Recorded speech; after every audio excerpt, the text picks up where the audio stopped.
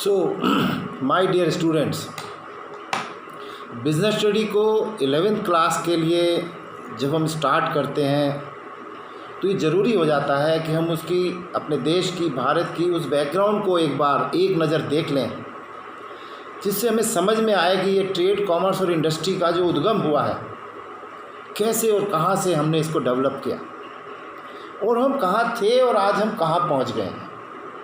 ये देखिए सामने मैंने एक इंडिया का लेआउट प्लान बनाया है, हल्का सा। मैं आपको ज्योग्राफी या हिस्ट्री नहीं पढ़ाने जा रहा हूँ, लेकिन बिज़नेस स्टडी को समझने के लिए ज़रूरी है कि जो व्यापार है, जो ट्रेड है, वो कैसे डेवलप हुआ और हमारे देश की स्थिति इसके लिए क्या है।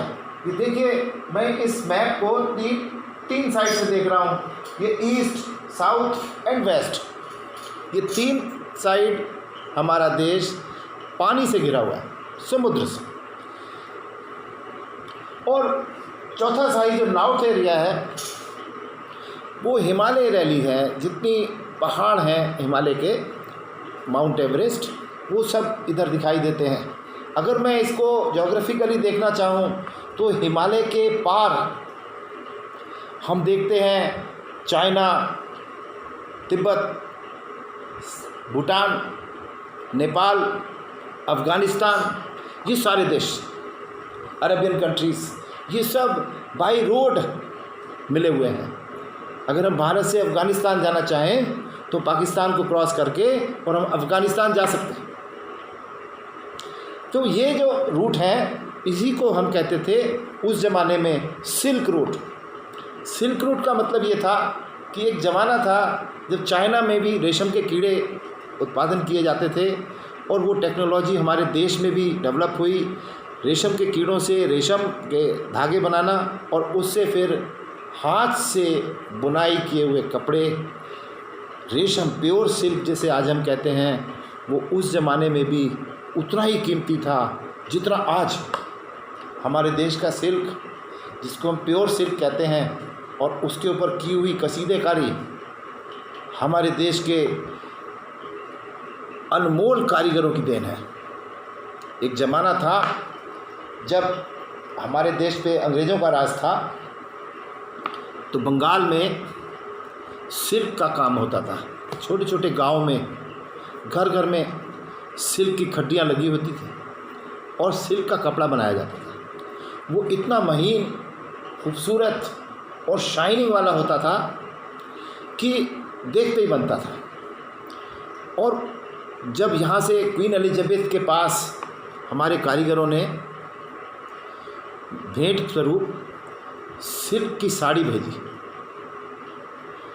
और वो एक साड़ी जो 5.5 मीटर की होती है, एक माचिस में आ जाती थी। माचिस कितनी छोटी होती है, आप सोचिए, 5.5 मीटर कपड़ा फोल्ड करके एक माचिस के अंदर आ जाए तो कितनी महीन कारीगरी होगी वो।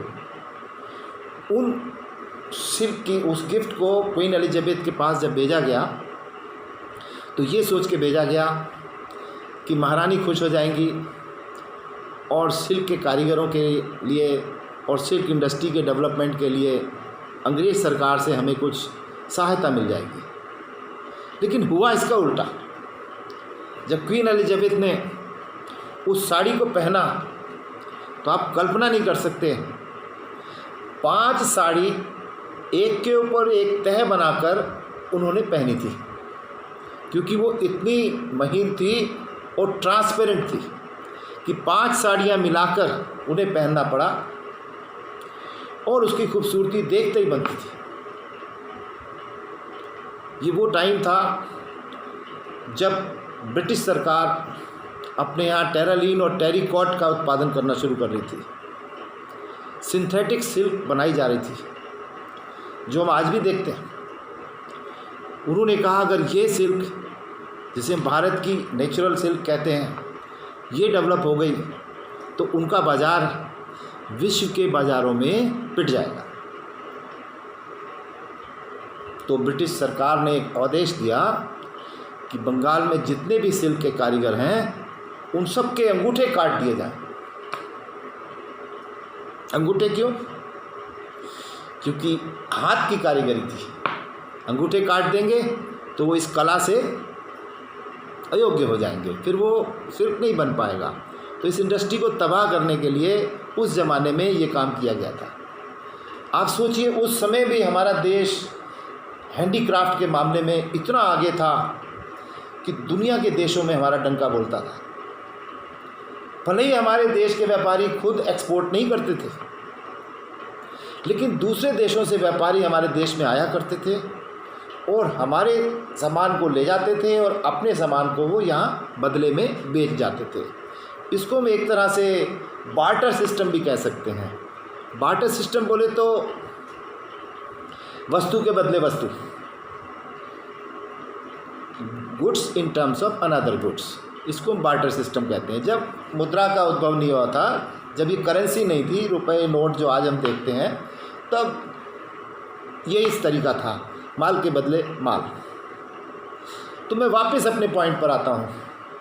ये जो 4 पॉइंट थे जो मैंने बताया आपको कि किस तरह से हमारा देश विश्व के साथ जुड़ा हुआ था व्यापार के जरिए, और इसके साथ साथ एक और ख़ास बात हुई जो मैंने यहाँ पर पहले शो की हुई है, आप देखिए, trade and commerce carried out by land and water route. मतलब जितना भी व्यापार हमारे देश में था उस ज़माने से, अब 2000 साल पहले से, या तो समुद्र के रास्ते था या रोड के रास्ते था।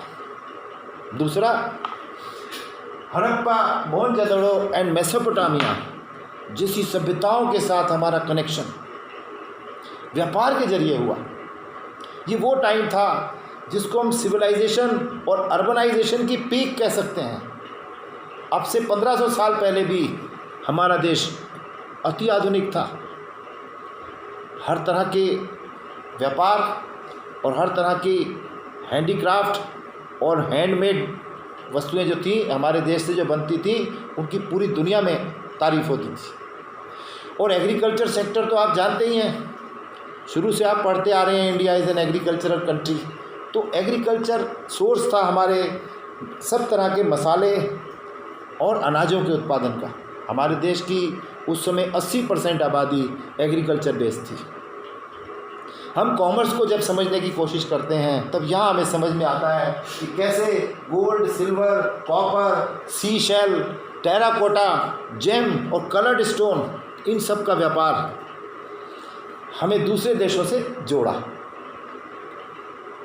आज हम जिस आधुनिक वर्ल्ड को देख रहे हैं उन सब का बेस हमारा ये पुराना भारत है जो 2000 साल से व्यापार की एक ऐसी श्रृंखला से सजा हुआ है जिसको याद करके हमें गर्व होता है।